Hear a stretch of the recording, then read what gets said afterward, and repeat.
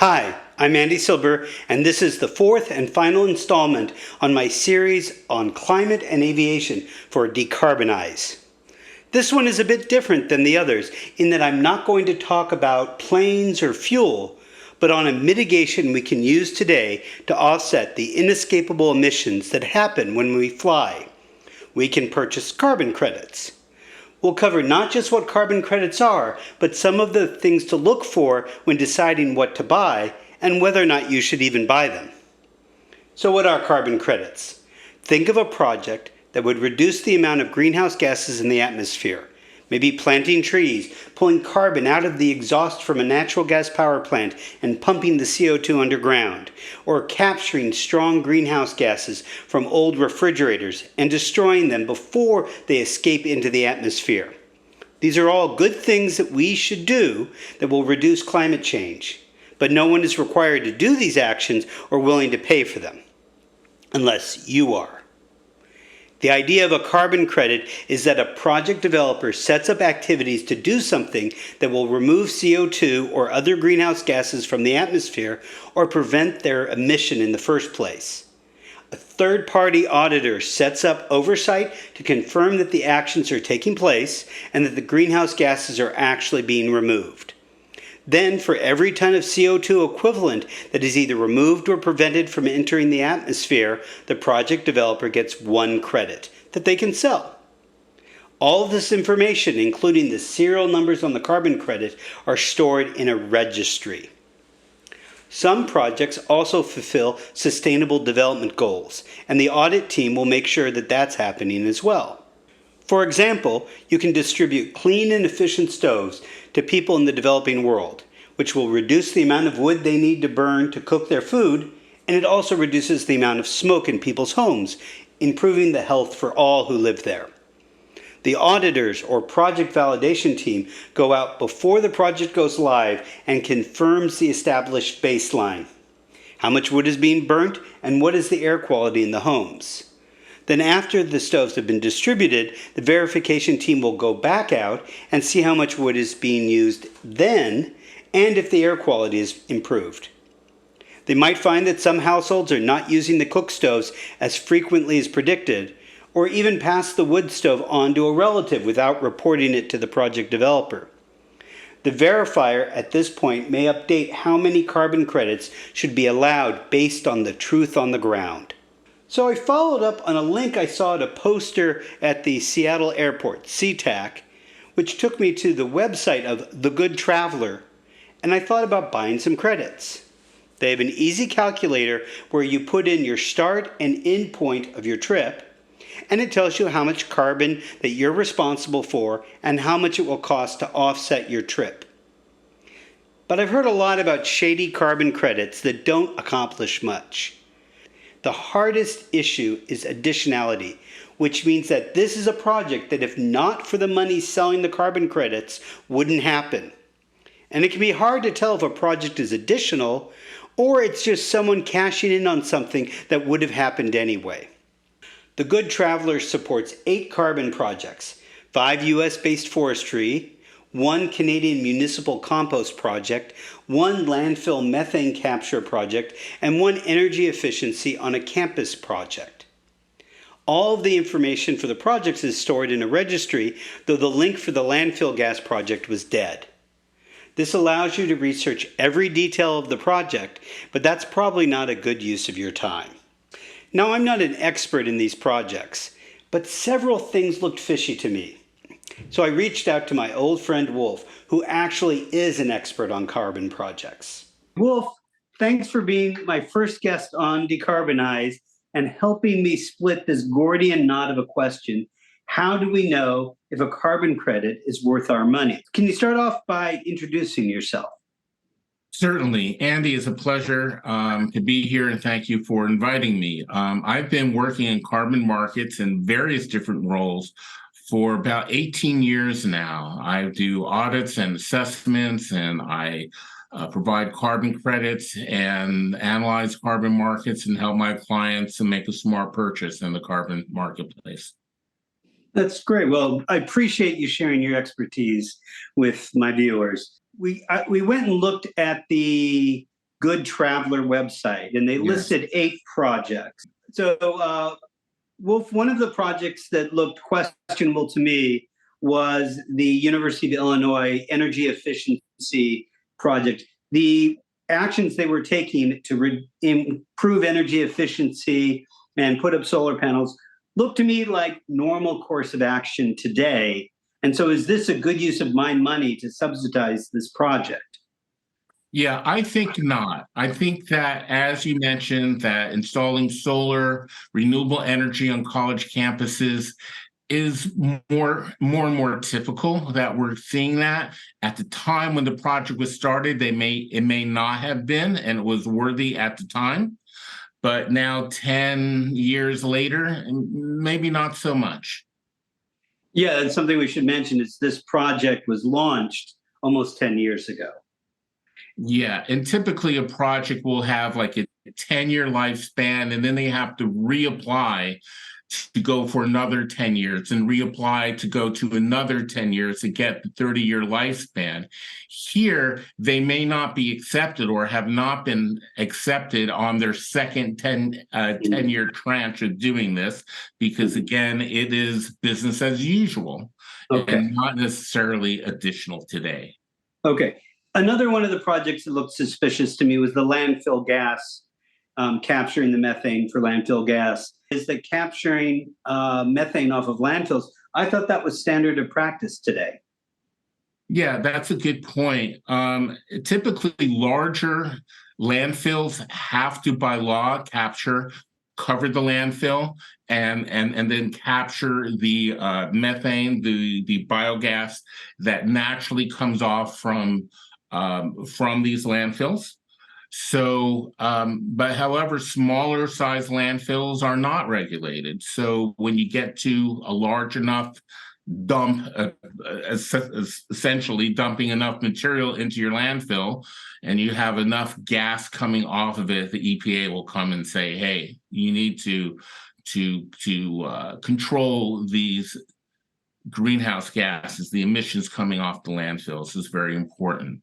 So that particular project I'm aware of.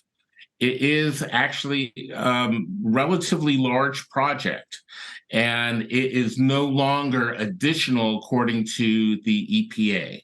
So it has that landfill still operates, still generates electricity from the biogas. However, they are no longer earning carbon credits, but they did earn carbon credits in the past, and those are the ones likely are being offered. As you say, it's not actively today in 2024 or last year or last 5 years actively creating carbon credits. So the carbon credits might be old. We call that vintage. That's something to pay attention to. Okay. And the other project that struck me as suspicious or questionable, and I should preface this, is I'm looking only at the non-forestry projects. Okay.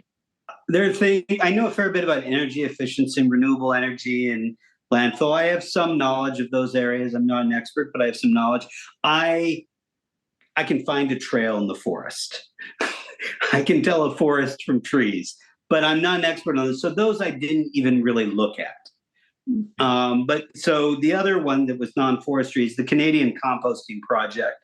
And it struck me as a little suspicious because composting organic matter or separating organic matter from garbage in collection and composting it rather than dumping it in the landfill is something Seattle decided was cost effective in the late 80s. And when I moved to Seattle in 1993, we were already doing curbside compost recycling. And so, is this really something that's additional, this particular project? If the project was located in Seattle, it certainly would not be, because it won't pass the legal test. The regulation says we need to separate our waste from organic from inorganic. Up in Hamilton, in Ontario, where this project is taking place, that municipality likely does not have any regulation to do this type of separation. So establishing this project now basically teaches and puts forward this infrastructure in order to do this type of composting that minimizes the amount of methane, which is a dangerous greenhouse gas, as we discussed. And so it's really, you have to look at the municipality, and this is something that we talked about, is a regulatory surplus. If the regulation says you must separate your waste, your organic waste, from the rest of the waste stream, and it needs to be composted properly, then yeah, it's not a regulatory surplus. But if there's no municipality law, regulation, control, policy to do this, then nothing will stop the organic waste going into the landfill. So it is a voluntary project. It would be additional. Okay. So looking at the Good Traveler website and looking at the projects inside, do you think this is, if you wanted to buy a carbon credit, is this where you would go? And do you think these are high quality credits, or would you look elsewhere? I would, because of my experience and the work that I do, I have a kind of a deeper awareness. So I would probably go elsewhere because I have lots of different sources in order to purchase real verified carbon credits. What I don't like about this Good Traveler website is that I looked and tried to see what my footprint would be from a flight to JFK to Seattle and back again, and then purchase them. It's all the same price for, doesn't matter what project. In fact, I can't actually choose which project that I'm getting. So this Good Traveler has aggregated a bunch of carbon credits. They probably purchased them ahead of time. They're stored in their account, and I don't know how they manage the retirement, if it's guaranteed that they're not being double counted. In other words, are they selling the same credit twice? I don't know what they're doing behind the scenes. So I have a concern about that. I'm sure it's fine, but the Good Traveler website is not under any type of regulation or any type of authority to check and see. They're not getting audited by anyone. However, the projects get audited, the registries get audited, and all the data and all the information that establishes carbon credits are verified and are relatively transparent as far as the reports on what the validators or verifiers looked at. What I'm suspicious of is they have a mix of 8 different projects, and they are commingling them when you buy things, and they don't tell you how much of which one they have. And some of these carbon credits, like the landfill gas and the composting and the University of Illinois, those are older projects, which they might have bought on the cheap, because it's like, well, nobody wanted these and no one's buying these old projects, but we'll just lump them in with these forestry ones, and that will drive our average cost down for Good Traveler.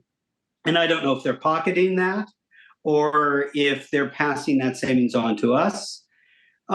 They give no information, like you said, on what is the mix they're actually selling, what did they pay for these credits, who's doing their oversight, if anyone. The more I looked into Good Traveler, the less comfortable I was with giving them my money. I would agree with that. Okay. So can you talk a bit about what other options people have to buy carbon credits that are high quality? Yeah, it's a difficult task for an individual, absolutely, to do that. Evergreen Carbon, my business, has set up with a partner website to sell 1, 2, or a small volume, and we provide the serial numbers of the carbon credits from the project that you're required, that you are retiring, and we provide all the documentation. And so I'm a good source, yes. I question just these people who stand up a website. There is a danger, I think, of just putting your credit card into something without having the assurance. And okay. So I'll share a link to that, and I'm going to go buy a credit from that, and I'll walk through that as the finishing part of this video. Awesome. Wolf, thank you so much for your time and sharing your expertise. It's a And great pleasure to work with you on this one. It is a very complicated topic with a lot of nuance. okay, thanks again. While I was inspired to purchase a carbon credit by the posters at SeaTac, I just didn't feel comfortable with the Good Traveler. I had too many questions about the old credits, the lack of independent oversight, and several of the projects were intervention that have been standard practice elsewhere for decades. So instead, I decided to buy one of Wolf's credits supporting a program distributing efficient cook stoves in Nepal. The value proposition is that families use up to 3 kilograms of wood per day, having dire consequences for the health of the forests and the families. The clean burning cook stoves reduce the biomass used by up to 2/3. This project reminded me of my trip to Malawi, where we often saw people cooking skillfully on open fires. The process was simple and resulted in a certificate with the serial number of the retired credit, something you couldn't get from the Good Traveler. So, should you buy carbon credits? For sophisticated corporations that have people on staff to navigate the market or hire someone like Wolf, it's a reasonable way for them to manage emissions that can't be eliminated yet and meet their public commitments towards net zero. However, the lack of an efficient marketplace, clear criteria for good credits, and the lack of oversight of the retail market makes me hesitant to suggest individuals should buy credits. If you want to buy carbon credits, then make sure that they are listed with a registry like Verra or the Climate Action Reserve. There's a list of good registries that Wolf provided in the description.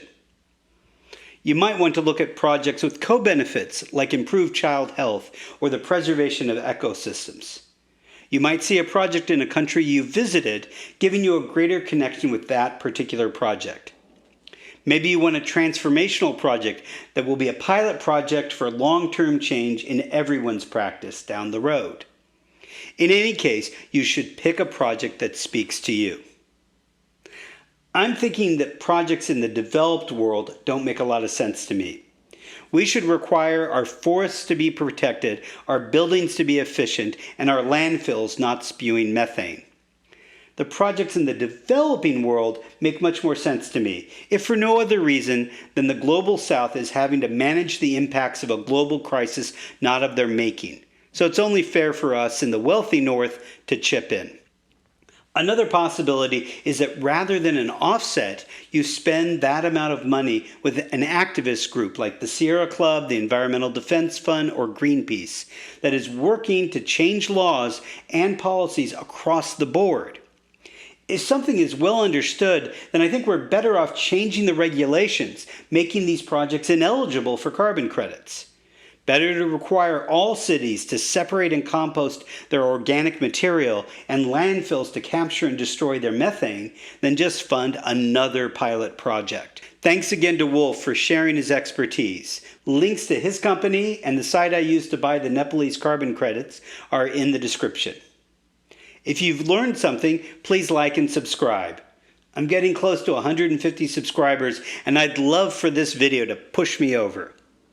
If you want to support this channel financially, you can buy me a coffee. The link is below. And please share this video with anyone you know who is interested in carbon credits.